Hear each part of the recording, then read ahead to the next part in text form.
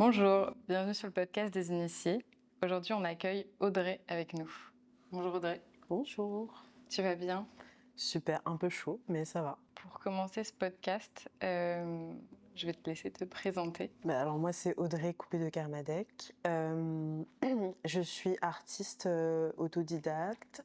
J'ai été journaliste autodidacte et maintenant je me consacre du coup à ma carrière artistique. Et donc je fais de la peinture, de la performance. J'écris, j'ai sorti un livre du coup l'an dernier, Prier dans l'intestin du monde. Je fais aussi un petit peu de vidéo et du son. Voilà, donc assez multidisciplinaire. Aujourd'hui, ta pratique, elle est très large, Ouais. un peu comme une artiste pluridisciplinaire ou transdisciplinaire, comme on pourrait dire. Comment t'es arrivée à faire ce que tu fais aujourd'hui? Un peu comme à la manière dont j'ai écrit mon livre, c'est-à-dire que j'ai fait les choses parce que ça me plaisait de manière intuitive, sans forcément me poser la question si ça allait devenir une carrière ou pas. Je pense comme beaucoup de personnes, j'ai toujours un peu dessiné, peint quand j'étais enfant, et sauf qu'en fait j'ai jamais arrêté, et c'est un peu comme ça que ça s'est fait. Et la transition entre le journalisme et l'art s'est fait parce que j'ai commencé à illustrer des articles de presse. C'est un petit peu ça qui a fait le pont entre les deux. Ça a été le début. Ouais. Du coup, j'ai toujours créé, mais ça a vraiment été le début d'un pied dans l'art contemporain vraiment en tant que carrière, où j'ai commencé à exposer, voilà. C'est aussi en publiant pas mal de choses sur les réseaux sociaux que j'ai commencé à avoir des propositions dans ce sens-là, quoi. C'est plus un truc qui s'est fait extérieur à moi, quoi. Parce que c'est pas forcément quelque chose que j'avais, en tout cas, de premier abord envisagé. L'art, c'était plus quelque chose qui me faisait du bien et qui me permettait d'exprimer des choses. Je publiais sur les réseaux sociaux de temps en temps. Je me souviens, j'avais un blog aussi où je publiais certaines illustrations et un peu des débuts de poèmes. C'est un peu ça qui m'a menée jusqu'à l'art contemporain. C'est installé progressivement, même si Ouais, effectivement il y avait une pratique depuis le début, depuis l'enfance. exactement. Ta pratique principale, elle s'articule plus sur quoi? Est-ce que c'est plus les performances? Est-ce que c'est plus de la prise de son?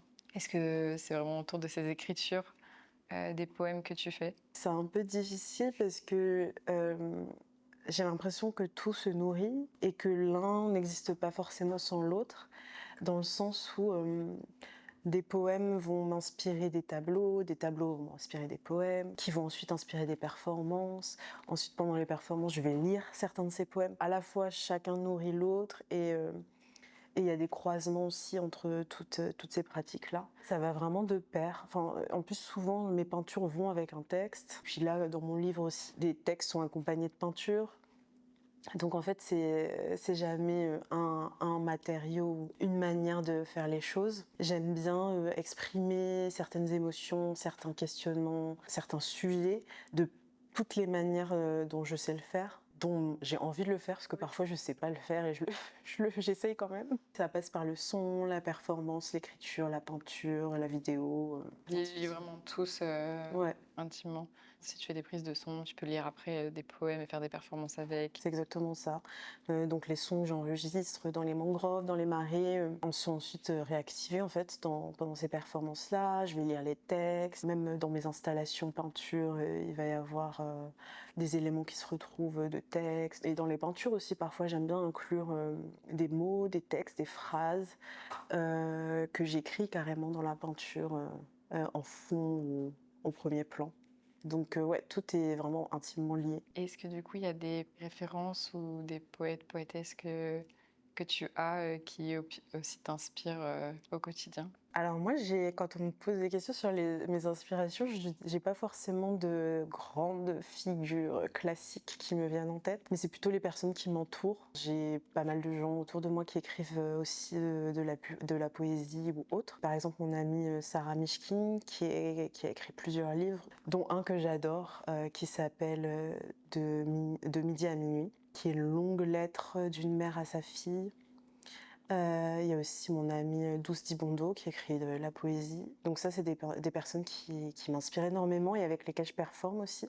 En dehors de mes amis, il y a un poète qui s'appelle Billy Ray Belcourt, qui est une poète non-binaire qui est une personne indigène du Canada et qui m'a énormément inspirée un peu tardivement du coup dans mon écriture, mais en tout cas quand j'ai lu sa poésie, je me suis dit waouh, je me suis reconnue un peu dedans, dans les thématiques qu'elle aborde et la manière aussi dont elle les aborde, certains mots, certains thèmes de viscéralité, de corporalité, où je me suis vraiment retrouvée. À quel moment tu l'as découvert? Je pense il y a 2-3 ans.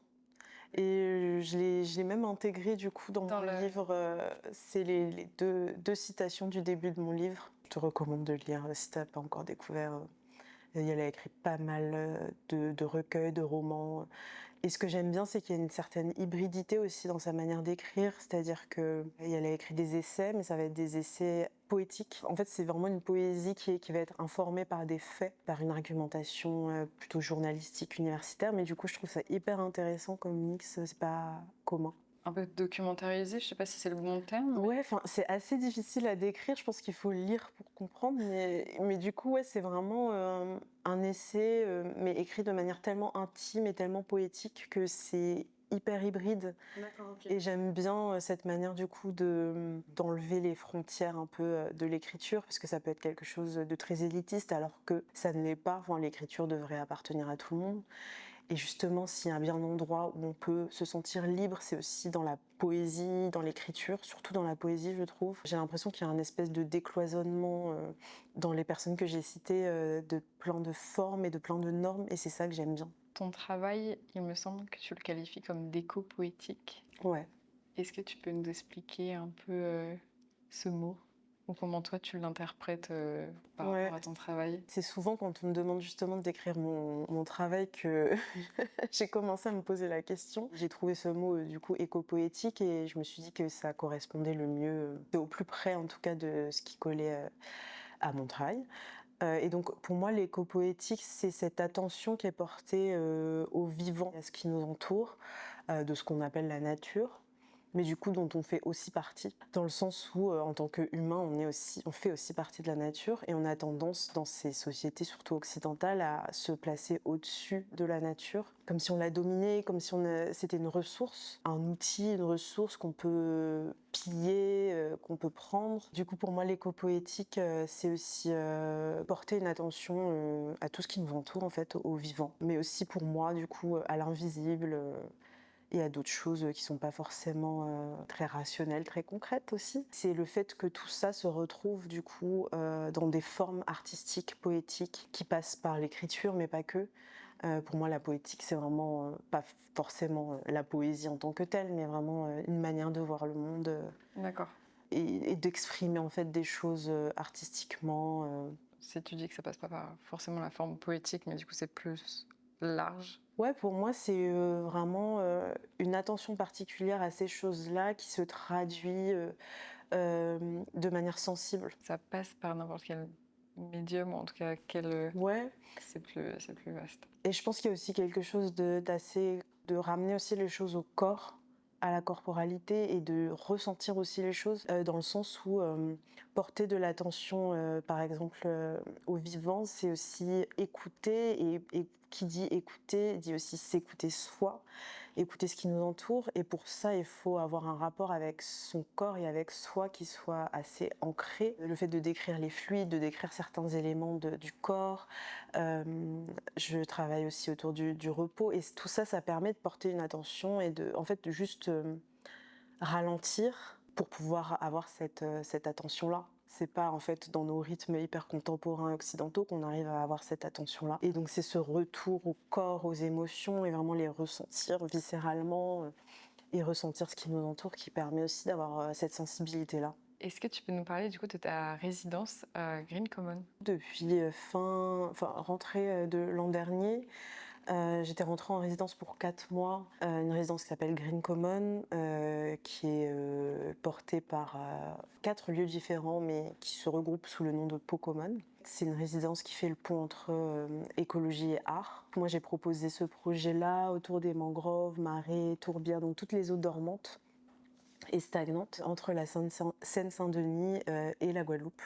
parce que du coup je viens de la Guadeloupe et de la Martinique. Mon projet, c'est d'enregistrer les mangroves, les marais, donc tous ces lieux-là. Toutes ces eaux dormantes qui sont du coup aux marges de la société, repoussoirs, mais qui ont aussi servi de refuge aux populations les plus marginalisées, que ce soit volontaire ou non. Par exemple, en Guadeloupe, les mangroves, ça a été des refuges en fait pour les esclaves, enfin les personnes esclavisées en fuite, ce qu'on appelle les esclaves marrons. Et donc pour fuir les plantations, elles allaient se réfugier dans les mangroves parce que donc c'est des paysages qui sont aux abords des îles, qui sont un peu repoussoirs parce que c'est des eaux qui sont stagnantes, où il y a pas mal de matière en décomposition, ce qui permet à la fois de camoufler les traces de pas, c'est vraiment assez concret, hein, et les odeurs en fait de putréfaction permettent aussi de camoufler les odeurs, parce que souvent les personnes esclavisées qui étaient en fuite étaient poursuivies par des chiens. Les racines entremêlées des palétuviers qui composent les mangroves, je sais pas si tu visualises, mais c'est vraiment des... Ouais, ça peut être assez difficile d'accès. Voilà, c'est ça, et ça permet justement de se camoufler, de camoufler sa présence. Moi, je vais dans ces milieux-là, mais ce qu'on retrouve aussi en France, en fait, les marais, les marécages. Si on regarde aujourd'hui un peu les cartographies, souvent les cités, les milieux comme ça qu'on dit plus populaires, ou en tout cas il y a un regroupement de personnes marginalisées, ont été construites en fait sur d'anciennes zones marécageuses qui ont été asséchées, urbanisées, souvent un peu trop vite. Et du coup, quand il pleut beaucoup, ça va être des zones inondées, inondables, avec de l'eau qui remonte. Puis ça se retrouve même dans Paris, en fait, le quartier du Marais, tout simplement, qui est... en fait, c'est d'anciennes zones marécageuses, littéralement, et c'est devenu le quartier, en fait, des personnes LGBT. Donc c'est vraiment tout un truc qui se retrouve un peu partout dans le monde. Et je fais le parallèle, ces zones-là, qui sont des eaux dormantes, un peu dans l'inertie, avec le repos. Le repos, pas seulement un repos, voilà, on se délecte. C'est un repos qui est plutôt actif, et c'est un repos qui se fait dans l'écoute. Et surtout, c'est un repos qui n'est pas pour tout le monde.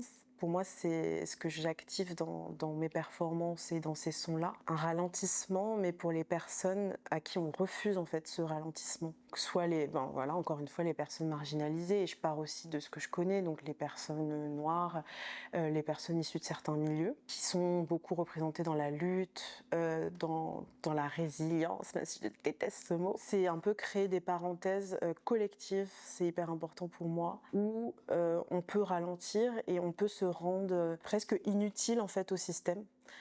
Parce que justement en tant que personne noire, on a souvent, je parle par exemple de l'histoire de l'esclavage, donc on a été littéralement, nos corps ont été utilisés comme outils de labeur, et donc c'est renverser ce truc-là et se rendre complètement inutile au système, même si bon, ça peut paraître un peu utopique, hein, parce que on reste dans ce système. Et ça reste assez voilà, poétique, artistique, mais en tout cas j'essaie de créer ces parenthèses d'inertie-là en réactivant ces sons-là dans des moments de sieste collective. D'insuffler le repos à ce moment-là, C'est ça. de devoir le permettre aussi en vrai. Le permettre, ouais, c'est ça, plutôt que... Ouais. Exactement, et en fait c'est quand même un repos qui reste actif, parce que dans ces sons-là il y a effectivement les sons de la nature, mais il y a aussi des témoignages, des récits. D'accord. J'ai fait des ateliers auprès d'enfants en Guadeloupe, mais aussi en Seine-Saint-Denis auprès des Fauvettes par exemple. Il y a pas mal d'anecdotes, de récits. J'ai pu faire des ateliers et les enfants ont enregistré, interviewé aussi des habitantes du quartier. Donc il y a aussi toutes ces choses-là qui sont réactivées. Où elles ont pu parler de leur rapport à l'eau et surtout du manque d'eau aussi, du manque d'accès à l'eau. C'est aussi du coup ça qui va être diffusé pendant ces moments-là. Donc oui, moment de repos, mais un moment de repos, c'est pas baisser les armes complètement, mais c'est aussi se régénérer, je pense, de tous ces récits-là et de tous ces paysages-là. C'est pour ça que tu appelles ça un repos actif, parce que tu Ouais. as aussi tout ce témoignage derrière que tu écoutes Ouais. et qui te plonge forcément dans un témoignage qui peut être prenant effectivement par rapport à l'eau ou à ce manque d'eau qu'il peut y avoir aussi. C'est ça exactement. De même de la pollution, de l'eau. Et en Guadeloupe, par exemple, on n'a pas... C'est censé être la France, mais on n'a pas accès à l'eau potable chez soi, on n'a pas accès à l'eau. tout court parfois. Et donc c'est tout, enfin c'est très très vaste. Enfin, l'eau, c'est, en tout cas en écologie, c'est un gros sujet. C'est tout ça qui est convoqué. Et le but, c'est voilà, d'être à l'écoute de ça, de déposer aussi son corps. Et du coup, voilà, c'est ce que je réactive pendant des performances. J'invite aussi des personnes à m'accompagner. Le 19 juin dernier, à main d'œuvre, dans le cadre de cette résidence, j'ai pu inviter par exemple mon amie musicienne et artiste Lolove, qui m'a accompagnée un peu en musique là-dessus. Et le but, c'est que ces siestes prennent plein de formes différentes.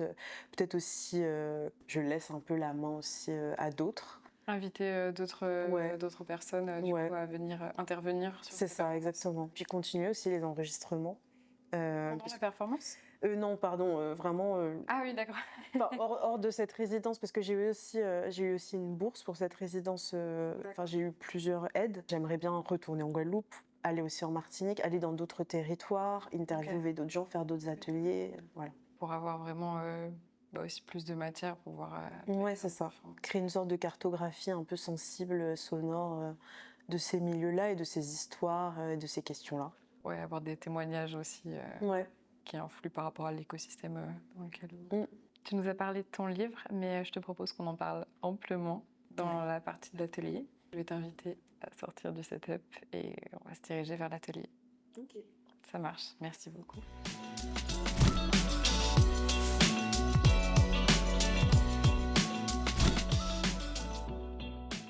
Du coup, je te propose qu'on enchaîne sur ton bouquin, Ouais, qui est pris dans les destins du monde, c'est ça. et que tu nous en parles peut-être un peu plus. Et comme ça, après, on pourra enchaîner sur une lecture et peut-être approfondir les textes ou en tout cas les illustrations. Avec plaisir. Eh ben, super. Du coup, Alors, Prier dans l'intestin du monde, du coup, qui a été publié aux éditions Trouble. Alors, comme tu peux le voir, il a bien vécu celui-là, cet exemplaire-là. Il est sorti l'an dernier, du coup, en mars 2025. d'accord. Et c'est un recueil de poèmes illustrés. Donc dedans, il y a plein d'illustrations que j'ai faites moi-même. Il y a des peintures acryliques, mais il y a aussi des dessins numériques, comme celui-là par exemple. Tu vois, c'est voilà, c'est des reproductions de pas mal d'œuvres. Il y en a qui sont originales pour le recueil. C'est un livre qui parle de sacré, de mon rapport à la foi, qui au début de ma vie m'a plutôt été imposé. En fait, je me suis réappropriée cette foi avec plein d'éléments qui m'entourent et notamment des choses qui étaient jugées profanes. C'est pas vraiment une religion parce que une religion, ça implique des normes, voilà. Mais c'est plus voilà, recréer rapporter de la magie, du sacré, du respect, de la valeur envers des choses qui, pendant longtemps, et qui le sont encore, sont jugées par certaines religions monothéistes, par exemple. Je parle pas mal de vivants, de non-humains. Je parle aussi de toutes les identités qui me traversent, donc le fait d'être noire, de venir des Antilles, d'être une personne queer. Présentation très générale, mais du coup, ça englobe pas mal de Ouais. choses. Et du coup, est-ce qu'il y a... Tu fonctionnes par thématique dedans? Est-ce que chaque poème, il y a une thématique différente que tu abordes, du coup? Est-ce que tu parles du vivant, du coup, au sens large du terme? On parle de ces mangroves, justement, un peu ces écosystèmes. Toujours. Mais oui, en fait, il y a 3 parties. Il y a une partie qui est plutôt dédiée justement à une première partie de ma vie qui était plutôt imposée ou qui était plutôt, oui, on peut dire souffrante, parce qu'il y avait plein de choses qui me traversaient qui n'étaient pas forcément encore assumées de ma part. L'environnement, le contexte aussi dans lequel j'évoluais ne me permettait pas en fait de m'épanouir pleinement sur ces choses-là. Donc c'est des poèmes qui sont plutôt issus de cette phase-là, parce que justement ce recueil-là a été construit au fil de ma vie.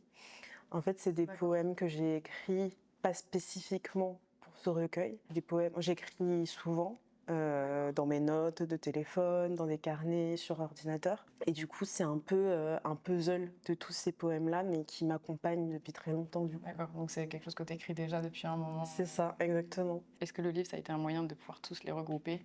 Ou de regrouper plusieurs périodes? Carrément. Bah, la deuxième partie, c'est plus du coup, je pense, une espèce de prise de conscience comme qui a lieu il y a quelques années, je dirais, où justement j'ai pris conscience de toutes ces identités qui me traversaient. Ça s'est fait par des rencontres, par ma propre déconstruction, mes lectures, que ce soit en rapport justement au vivant ou à la queerness, ou justement aux spiritualités. Et la troisième partie qui est plus dédiée à une ouverture, un futur, une utopie. Et oui, effectivement, j'ai pas écrit ces poèmes pour le recueil, c'est mon journal intime. D'accord. Ok.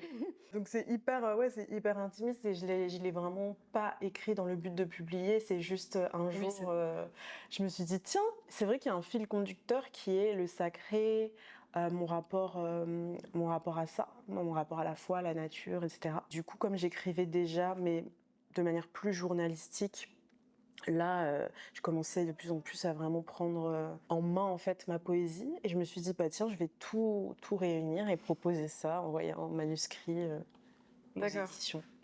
Ça t'a pas fait peur justement d'ouvrir ce côté hyper intime aux autres? Bizarrement, non, parce que j'ai l'impression que je le fais déjà beaucoup, que ce soit au quotidien D'accord. ou dans mon art. Je pense mettre beaucoup de moi en fait dans ce que je fais. Mais pas dans un objectif. Enfin, c'est vraiment pas conscientisé, c'est vraiment juste ce qui me fait du bien. Du coup, sur le moment, enfin, je l'ai peut-être approché d'une manière un peu abstraite, naïve, et c'est plutôt en voyant le livre après entre les mains des gens, en ayant des retours, en le voyant aussi dans des librairies où je me suis dit ah ouais, ok. J'ai quand même, ouais. Il y a quand même des gens qui vont lire toutes mes pensées les plus profondes, les plus intimes. Mais ça me dérange pas parce que je trouve qu'il y a en tout cas une part de mon intimité et de l'intimité de manière générale que je trouve intéressante d'ouvrir justement au collectif parce que ça résonne en fait en chacun, même si on n'est pas traversé par les mêmes choses, il y a toujours des points d'accroche où ça fait écho quoi, donc je trouve ça intéressant. Peut-être tu vas avoir des questions aussi, même par rapport à peut-être des explications par rapport à certains poèmes ou. J'explique pas forcément en détail les poèmes parce que moi-même parfois ça m'échappe. Donc c'est un peu compliqué d'expliquer quelque chose comme ça. Parfois il y a des termes, il y a des phrases, il y a des sonorités qui juste sont sorties de manière spontanée. Et du coup c'est assez compliqué. Je peux expliquer peut-être l'émotion, l'impression générale que j'ai eue en écrivant ce poème. En tout cas ce par quoi j'étais passée pour écrire ce poème, etc. Certaines peut-être figures, symboles qu'il peut y avoir, mais c'est assez difficile de faire une explication de texte sur de la poésie, je trouve, et je pense que c'est pas le but non plus de la poésie. D'accord. Pour moi, j'ai l'impression que c'est aussi quelque chose qui est fait pour nous échapper et à la fois qui est fait pour être très cryptique, parfois opaque, et qui du coup laisse la porte ouverte à pas mal d'interprétations qui sont propres à chacun, chacune, et c'est ce que je trouve aussi intéressant. S'il y a des symboles, des messages que les gens comprennent, tant mieux, mais si les gens ont les clés, tant mieux, et sinon, les gens interprètent. Libre interprétation aux personnes qui lisent. Est-ce que ça te tente qu'on en prenne un et que tu fasses une lecture ou qu'on analyse peut-être avec l'illustration qui est à côté ou, Il y a Putréfaction, j'écris beaucoup dans mes livres. Celui-ci, Putréfaction, je l'ai écrit quand j'étais en résidence d'écriture et ça parle pas mal de colère et de mon rapport aussi au vivant. Et donc j'hésitais entre celui-là ou Mon corps est une chapelle, qui j'évoque pas mal le corps, les fluides, les monstruosités, enfin des choses qui sont parfois assez repoussoires. Pas mal d'allusions aussi à la sexualité, à la religion, à l'appétit, au fait de dévorer aussi les choses. Et du coup, ce poème parle pas mal de ça. Celui-là a l'air intéressant. Est-ce que peut-être il peut faire écho au reste de ce dont on va parler après? Dans quel endroit de ton corps se dépose ton amour, ta joie, ta honte? Mon centre gravitationnel se situe au creux de ma main droite, celle que j'utilise pour jurer à genoux, caresser ta joue interdite, claquer ta fesse et étouffer mes pleurs. Le souvenir de ta peau tapisse celle de mes intestins. Plus loin, sur le chemin des pèlerins les plus fidèles, mon troisième œil cogne et ricoche contre les parois de mon intuition. Ces battements de cils ont laissé dans leur sillage l'écume d'une vérité insaisissable. Poussière de ciel, poudre à canon pour mes mots assassins. Au bord du précipice qui sépare mon sexe et ma tête, le divin m'aspire tout rond. La force créatrice est comme la faim au ventre. J'attends qu'elle me tire de mes soupirs, que ses cris soient impossibles à étrangler pour apaiser ses crocs. J'ai l'estomac qui déborde de prières. Je suis en pleine crise de foi. Mon ventre est un dépotoir. Mes confessions des secrets acides, impropres à la consommation, y mijotent à petit feu. Les orgues de mes poumons te supplient de m'aimer comme il faut, de prêcher la passion, les caresses et l'amour sans condition. Ta foi se trouve à 2 doigts de mon point G. Nos promesses lubrifient ta dévotion. 300 € pour graver des versets sous ma peau. 2 de plus pour faire tenir mes espoirs au bout de la flamme chancelante d'un cierge poussiéreux. La monnaie d'échange pour habiter ce corps chapelle et l'appétit dévorant, pour l'impalpable, l'indicible, l'invisible et l'indémontrable. Pendant cette transaction, mon instinct viscéral est ma plus grande protection. Il me souffle de manger avec les yeux, de rêver avec le ventre, d'aimer avec les canines et de prier par la chatte. Je gave tous les trous, j'y laisse des gros billets et des gris-gris précieux. J'y fourre du bois sacré, le sable du fond des marais et la salive de mes utopies. Puis je les panse avec la graisse de mes cheveux comme on soulagerait une plaie béante qui ne demande qu'à se rouvrir. Je ne sais plus comment habiter mon église. Je suis affamée d'excommunion. Pour faire des murs un foyer, j'assiste à la messe de mes blessures. Je voue un culte à mes borborigmes et je loue le feu vorace dans ma poitrine. Je n'y ferai pas peser 1 gramme de plus. Je ne laisserai plus aucune déchirure se creuser dans la chair de mes humanités. Je veux vivre dans un corps inutile à la machine, un corps aussi superflu et sacré qu'un calice en or qui déborde d'un vin auréolé et dont les éraflures et les aspérités sont comptées, choyées, bandées. Un corps icône qu'on prie, qu'on pleure, qu'on recouvre de feuilles dorées et qu'on restaure pour ne pas laisser le temps l'effacer dans l'oubli. Un corps pour lequel on allume des bougies et on fabrique des paraboles. Un corps auquel on ne demande rien, rien d'autre que de trôner et dont l'existence seule suffit à ériger des dévotions. Voilà. Autour du corps. C'est ça. Et de mon rapport au sacré finalement et de comment j'ai reconstruit, comme je te disais tout à l'heure, cette spiritualité en fait qui est faite de plein de contradictions, Ouais. plein de choses différentes. La nature, le corps, l'invisible, la sexualité aussi.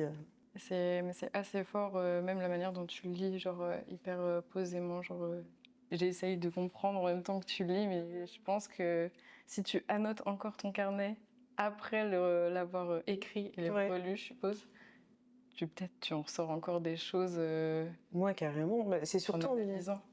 c'est surtout en discutant avec les gens aussi que tu réalises des choses. Parce que j'ai beaucoup d'amis qui font aussi de la poésie. Enfin, je pense que on fait tous un peu de la poésie parce que, enfin, il y a la poésie publiée, mais il y a de la poésie dans plein de choses qu'on fait, qu'on écrit. Et j'ai mon amie Sarah Mishkin qui dit que même des notes qu'on écrit dans notre iPhone, ça peut être de la poésie, même si c'est pas voué à être publié, même si ça rime pas, même si on n'utilise pas des mots compliqués. Mais du coup, en discutant avec mes amis de ça, souvent ce qu'on dit, c'est qu'on a parfois cette impression de pas forcément que les mots qu'on écrit ne nous appartiennent pas forcément. Et on retrouve aussi quelque chose d'assez similaire dans nos écritures, comme si on avait pioché un peu dans le même panier, moi j'aime bien dire, dans le ciel, j'en sais rien. Une manière d'écrire aussi, de poser ses mots, et un peu comme si on se faisait le vaisseau en fait d'autres choses qui nous appartiennent pas forcément et qui nous traversent, quoi, qui est de l'ordre de l'invisible. Du coup, c'est vrai que soit en relisant, soit en discutant avec des gens, il y a d'autres choses qui émergent et des choses que je comprends moi-même de ma propre écriture. Enfin, parfois il y a des figures, des symboles que j'ai évoqués dans certains textes et de manière plutôt presque intuitive, vraiment viscérale, presque comme un réflexe. J'essaye de pas justement suranalyser, surinterpréter, intellectualiser. Juste, je laisse vivre le texte. D'accord. Mais du coup, ce qui fait qu'en en discutant parfois avec des gens, tu comprends mieux pourquoi tu as écrit certaines choses, quoi. J'ai l'impression qu'il y a aussi pas mal de choses qui passent par le ventre. Oui. Où ça... Enfin, je dirais pas que c'est comme un deuxième cerveau, mais finalement, j'ai l'impression qu'il y a beaucoup de choses aussi qui passent par cet endroit-là du corps, un peu le centre. D'où le titre aussi. Prier dans l'intestin du monde. Ben, moi-même, en fait, j'ai beaucoup de trucs qui passent par mon ventre. Donc, je pense que c'est aussi ça qui a influencé pas mal de choses dans mon écriture, dans le titre. Je vois ça un peu comme une matrice et aussi, c'est ce par quoi passe beaucoup mon intuition, justement. Enfin, je le ressens très fort dans mon ventre. Les émotions qui passent aussi Ouais, par c'est là, ça. qui agissent. Ouais. Complètement. Le titre, Prier dans l'intestin du monde, c'est...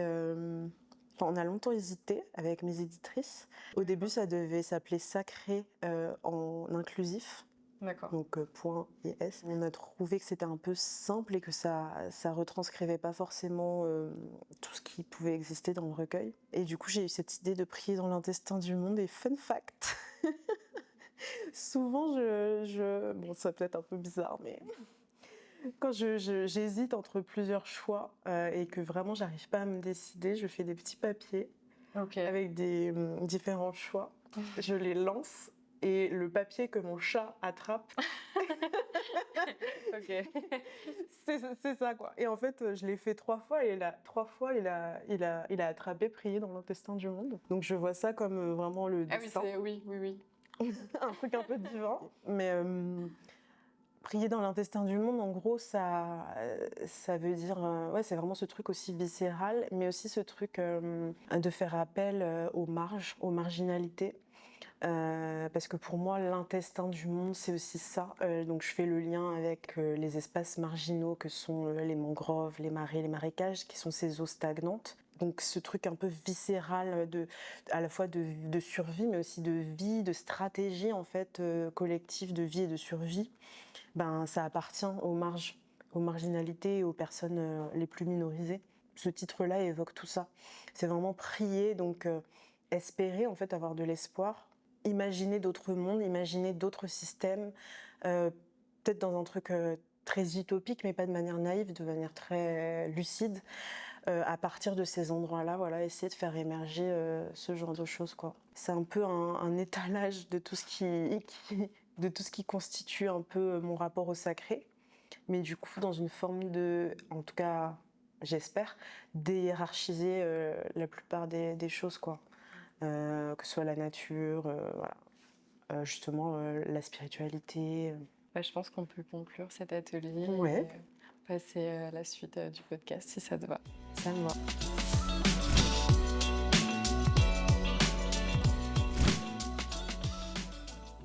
Bah, je te remercie pour cet atelier, Audrey. Avec plaisir. Je te propose qu'on parle du repos, mais au sens plus général, surtout par rapport à la santé mentale. Il me semble que tu as beaucoup de choses à nous dire par rapport à ça. Enfin, c'est une question qui nous traverse tous. Mais effectivement, en tant qu'artiste, j'ai découvert pas mal de dysfonctionnements dans l'art contemporain. Et effectivement, j'ai cofondé SMAC, du coup, Santé mentale dans l'art contemporain, qui est un collectif / association, où on est 3, du coup, avec Daisy Lambert et Priscilla Adam. Daisy Lambert qui est commissaire d'exposition, Priscilla Adam qui travaille dans l'industrie musicale, et moi-même, du coup. Qu'est-ce que vous faites avec ce collectif, du coup? En ce moment, on est un petit peu en pause, mais j'espère qu'on va vite reprendre. En fait, on s'est un peu formé, pareil, c'était pas prévu. Et j'ai été lauréate d'un prix qui s'appelle le prix Utopie, qui est un prix LGBTQIA+ dans l'art. On nous a proposé pour le jour du vernissage, je crois, on m'a proposé de co-animer un talk autour de la santé mentale dans l'art contemporain, parce que c'est un sujet aussi qui revient dans mes œuvres, en tout cas, comme tu l'as dit, avec le repos, pour les personnes marginalisées. C'est comme ça qu'on s'est un petit peu formé à 3 pour ce talk, et en discutant après avec les personnes qui nous écoutaient, on s'est rendu compte qu'il y avait des attentes autour de ce sujet et peut-être un soulagement que aussi les questions soient abordées, même si on n'est pas du tout les premières personnes à aborder cette thématique dans l'art contemporain. Au fur et à mesure, voilà, on s'est formé en collectif et en association. Et donc du coup, on donne parfois des conférences. En fait, on organise ce qu'on appelle des apéros santé mentale, où on permet aux personnes qui travaillent dans l'art contemporain, donc au sens large, pas que les artistes, de se retrouver. Pas que les arts visuels, du coup, c'est vraiment plus large, c'est vraiment la musique. Non, du coup là c'est vraiment art contemporain pour le coup, mais quand je dis au sens large, c'est plus pas uniquement artistes, donc il va y avoir des curateurs, curatrices, des commissaires d'exposition, enfin toutes les personnes qui travaillent dans ces milieux-là. Et, euh, et donc en fait, en discutant, on s'est rendu compte qu'un des critères les plus aggravants qui entravent la santé mentale, c'était l'isolement, la solitude qui pouvait se retrouver dans ces carrières-là, et un manque de soutien, de collectif, de partage des ressources. Et donc on s'est dit qu'on allait créer ces moments-là, et aussi parce que c'était la chose la plus facile à faire sans financement et sans forcément avoir de lieu précis. Et donc on a commencé à faire ces apéros-là avec des thématiques différentes, donc soit autour d'un texte, soit autour de témoignages. On a fait des scènes ouvertes aussi, on a invité aussi une personne qui fait de la sonothérapie. On essaye de préparer aussi une étude nationale pour avoir des chiffres, parce que pour que ce soit concret, ouais. et pour avoir des aides aussi financières, et voilà, parce que ça aide d'avoir des chiffres tout simplement. Voilà, on essaye de partager au mieux des ressources, des outils. On a été en résidence au Palais de Tokyo, ce qui nous a permis de faire une édition. Qui est ici, là. Une édition donc, qui est une première occurrence de cette édition-là, qui regroupe des témoignages du coup des travailleuses du Palais de Tokyo, puisqu'on était en résidence là-bas, sur leur santé mentale. En tant que travailleuse de l'art contemporain, et d'artistes indépendants plutôt autour des questions de censure, d'autocensure. Et il y a aussi des ressources, des outils, des numéros à appeler. Et donc en fait la version papier on la distribue pendant nos apéros, mais il y a aussi une version numérique qui se retrouve donc sur notre compte Instagram dans la bio, qui est accessible gratuitement. À tous. Voilà. D'accord. Collectif SMAC. On trouve toutes les interviews, les témoignages. On parle un petit peu aussi de notre collectif, comment il s'est formé. On a mis un extrait de notre charte interne aussi, parce qu'on s'est dit que ça pouvait être intéressant de voir comment un collectif qui parle de santé mentale s'organise, justement pour ne pas elle-même rentrer en burn-out militant. Ça serait dommage. Et des ressources en ligne, des numéros à appeler. Il y a aussi pas mal d'associations qui font déjà un gros travail autour de la santé mentale, ou même de l'aide plus concrète, parce que justement c'est des carrières qui peuvent être très solitaires et on ne sait pas forcément comment faire, comment gérer sa carrière. On a l'impression de faire 10 métiers différents. Oui, d'être assez seul face à... C'est ça. Ouais. Et donc il y a plein d'assos qui font un gros travail là-dessus. Il y a la Buse, il y a Heartline dont Daisy aussi fait partie. Enfin voilà, tout ça, ça a retrouvé là-dedans. Pas de date malheureusement à te proposer, mais prochainement j'espère qu'on pourra refaire des apéros dans différents lieux. Et du coup, à chaque fois, il peut y avoir des intervenants. Comment... Ouais.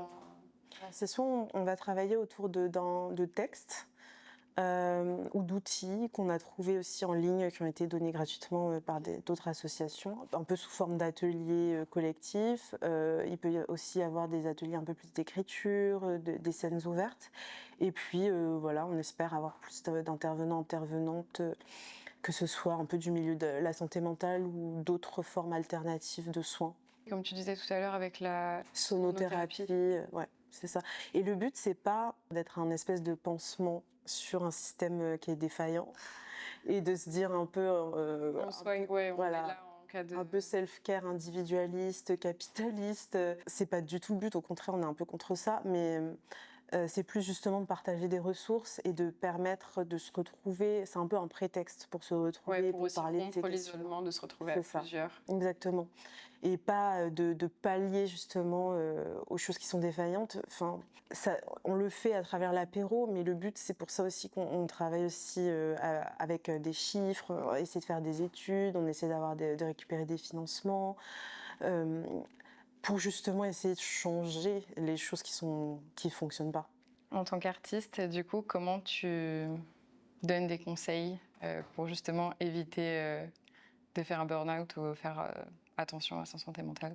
Ben, je sais pas si je suis la mieux placée pour donner ce genre de conseils, mais enfin, ce que je trouve important de redire, c'est que c'est pas, enfin, je veux pas forcément donner des conseils en mode développement personnel, très individualiste, respirer, faire du yoga, mais plus, je pense justement comme ce sont des carrières hyper individualisées et puis très solitaires, je pense ce qui est important, c'est de retrouver une forme de collectif quelle qu'elle soit cette forme. Ça peut passer par l'associatif, par se syndiquer, ça peut passer par juste s'entourer aussi de personnes artistes avec qui on peut partager des ressources, des outils. Peut-être créer aussi en collectif, alors ça peut soit être des collaborations, mais ça peut juste être dans le même espace créé à plusieurs, ce qui permet de créer tout un écosystème aussi plus sécurisant et moins isolant. Et puis regarder aussi les ressources, les associations existantes, ne pas hésiter à appeler aussi les numéros qui existent autour de la santé mentale. Et puis voilà, hein. Ce seraient les conseils que je donnerais. Et puis aussi, pas hésiter à trouver aussi sa propre forme de soin et de ce qui nous fait du bien et le partager aussi à ses proches parce que parfois, il y a des formes de soins qu'on nous vend et qui sont pas forcément les bonnes pour nous. Dans certains apéros, par exemple, il y a des personnes qui nous ont dit, moi par exemple, si on me conseille des trucs très reposants dans la respiration, au contraire, ça m'active. Alors que évacuer par exemple avec des activités beaucoup plus physiques, plus voilà, dans la force, etc. Par exemple, se dépenser, évacuer physiquement par exemple, ça va être plus adapté. Donc il y a aussi ce genre de choses qui jauger où est-ce qu'on se situe par rapport à, en tout cas à l'échelle individuelle, là pour le coup, un peu jauger ce qui nous correspond, tout simplement. Ok. Ouais, ça me paraît être une bonne phrase de conclusion. Est-ce qu'on peut te suivre sur les réseaux Ouais, sur Instagram, du coup, c'est Audrey CDK, tout collé. Il n'y a pas de site internet. Mais voilà, vous pouvez me suivre sur les réseaux sociaux, sur Instagram. Je partage régulièrement un petit peu de tout de ma vie, mais surtout de mon art. Merci. Merci beaucoup. Je vous invite à suivre Audrey sur ses réseaux, ainsi qu'à vous abonner à notre page pour suivre les nouveaux épisodes des podcasts. Et merci encore d'avoir regardé. À très bientôt.